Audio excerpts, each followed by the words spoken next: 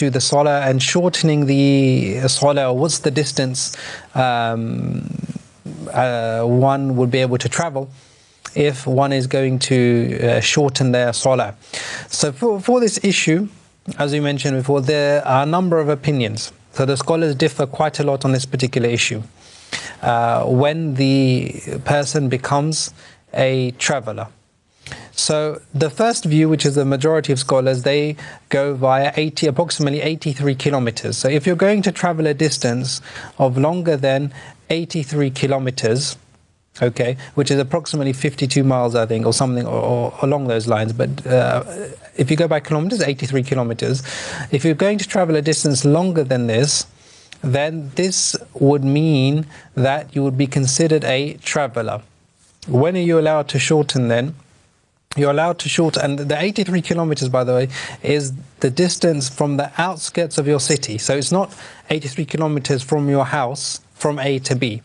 It's 83 kilometers, so if your house is A, you have to go to the edge of your city, let's say edge of London, and then look at 83 kilometers after that.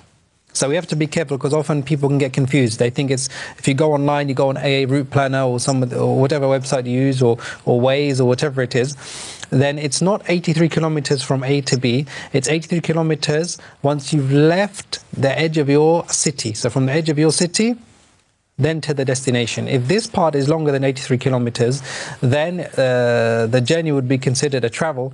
And once you've left your city, then you will be a traveler, and you could take the rules of a traveler. And for example, as you mentioned, praying 2 rak'ah instead of praying 4 rak'ah. As we know, the Prophet ﷺ mentioned, this is mentioned in the hadith of the Prophet ﷺ in Sahih Bukhari and Sahih Muslim, as narrated by Abdullah ibn Umar radiallahu anhuma, that when the Prophet ﷺ was traveling, that he would pray Dhuhr as 2 rak'ah, and he would pray Asr as 2 rak'ah.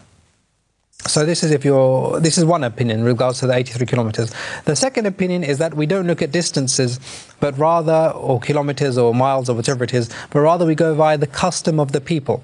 So if within the custom of the times nowadays would say going from London to, let's say, Manchester is a journey, would consider it traveling, then this would then enable us to take the rulings of being a traveler. But if within the custom of the people, it's not really considered a travel or a journey, then it doesn't take the ruling of a traveler. So it goes back to what the custom or the urf of the people are at that particular time. So this is the second opinion. But as I said, the safer opinion and the vast majority of scholars go by the 83 kilometers. And Allah subhanahu wa ta'ala knows best.